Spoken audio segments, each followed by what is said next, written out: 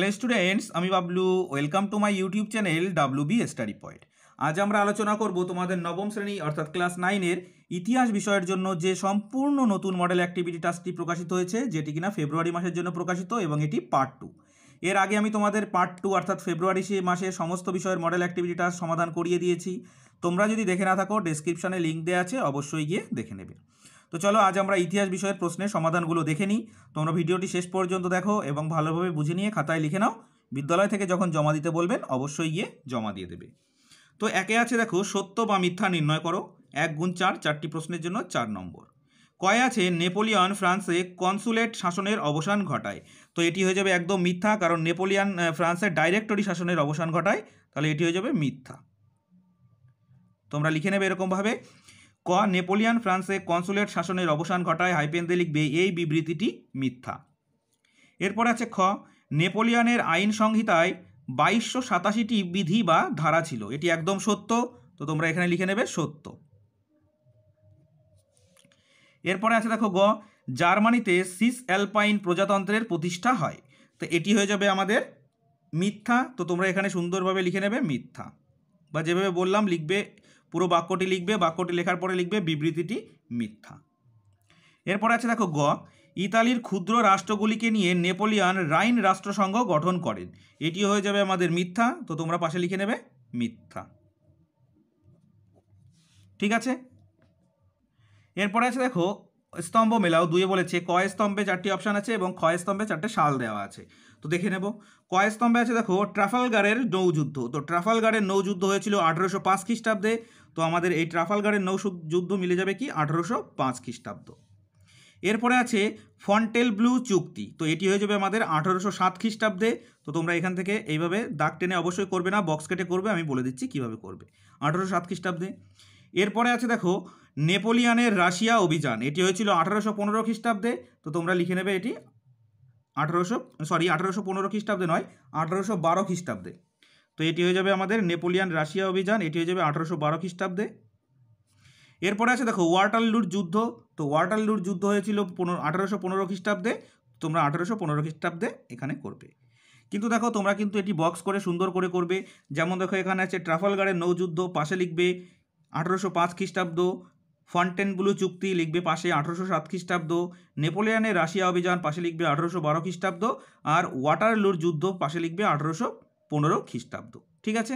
তোমরা কিন্তু এরকমভাবে দাগ টেনে কখনোই করবে না। এরপরে চলো 3-এর দাগে বলে দিয়েছে 2-3টি বাক্যে উত্তর দাও। ক লিপজিগের যুদ্ধ কেন জাতিসমূহের যুদ্ধ নামে পরিচিত, এবং ক্ষয় আছে শতদিবসের রাজত্ব বলতে কি বোঝায়। তো চলো প্রশ্ন দুটোর উত্তর খাতায় দেখে নিই।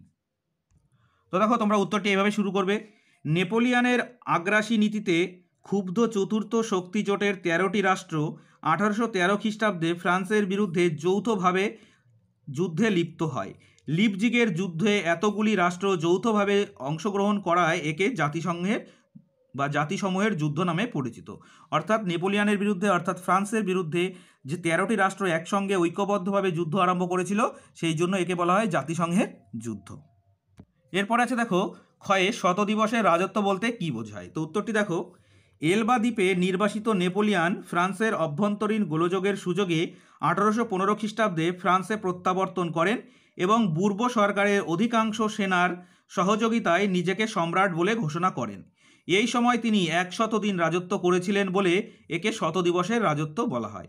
অর্থাৎ নেপোলিয়ন এই সময় 100 দিন ধরে রাজত্ব করেছিলেন, এই জন্য এই রাজত্বকালটাকে তখন শতদিবসের রাজত্ব হিসাবে পরিচিতি লাভ করেছিল। ঠিক আছে। এরপর আছে দেখো 4-এর দাগে 7-8টি বাক্যে উত্তর দাও, প্রতিটি প্রশ্নের মান 4।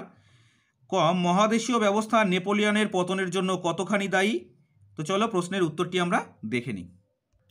তো উত্তরটি দেখো, নেপোলিয়নের পতনের জন্য মহাদেশীয় ব্যবস্থা বহুলাংশে দায়ী ছিল। যথা যে কারণে নেপোলিয়নের মহাদেশীয় ব্যবস্থার ফলে নেপোলিয়নের পতন সংঘটিত ছিল, সেই কারণগুলো একটু দেখে নাও। ইউরোপে শিল্পপণ্যের সংকট। তো দেখো ইউরোপের বিভিন্ন দেশের পণ্য সামগ্রীর চাহিদা অনেকটাই পূরণ করত ইংল্যান্ড, কিন্তু নেপোলিয়নের মহাদেশীয় ব্যবস্থার ফলে ইংল্যান্ডের পণ্য সামগ্রী ইউরোপে আসতে বাধা সৃষ্টি করেছিল। ফলে সমস্ত নাগরিক নেপোলিয়নের প্রতি ক্ষুব্ধ হয়ে ওঠে।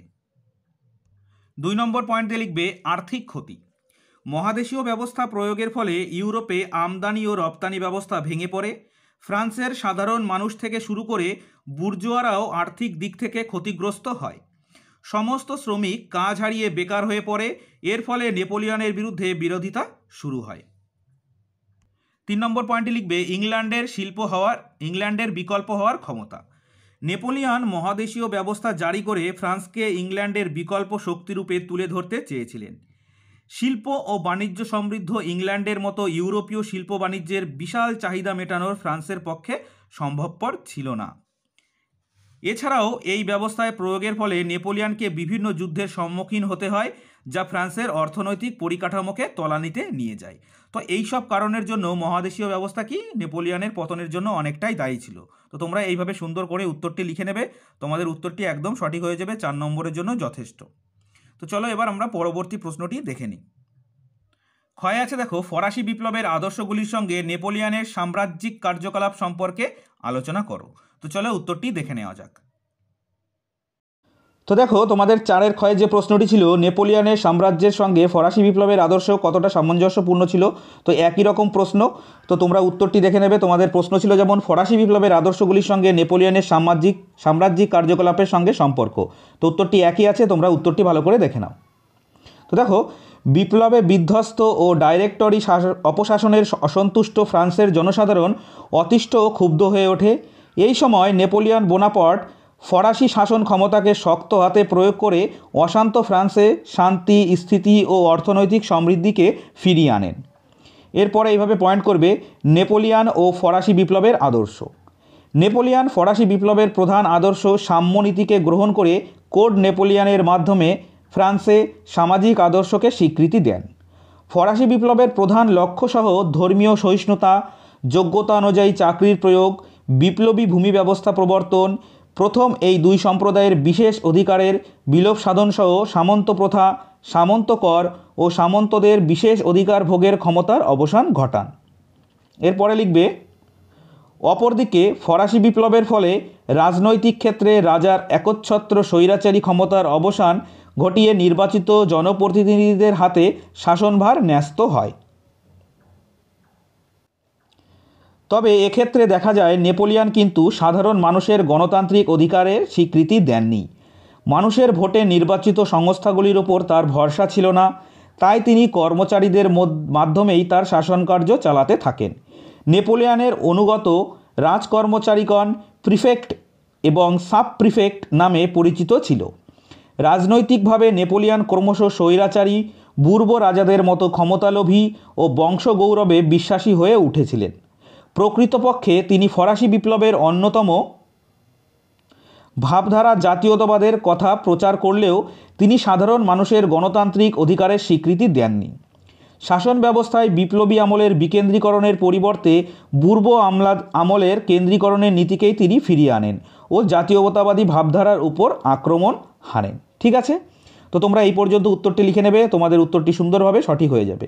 তো এই ছিল তোমাদের নবম শ্রেণীর ইতিহাস বিষয়ের জন্য সম্পূর্ণ নতুন প্রকাশিত মডেল অ্যাক্টিভিটি টাস্কের সহজ সরল সমাধান। যদি ভিডিওটি ভালো লেগে থাকে অবশ্যই লাইক করবে এবং চ্যানেলটি সাবস্ক্রাইব করে নিয়ে বেল নোটিফিকেশান অল করে রাখবে পরবর্তী সমস্ত ভিডিওগুলোর নোটিফিকেশান পাওয়ার জন্য। তো চলো আজ এই পর্যন্তই, পরের ভিডিওয় আবার দেখা হচ্ছে। Thank you for watching.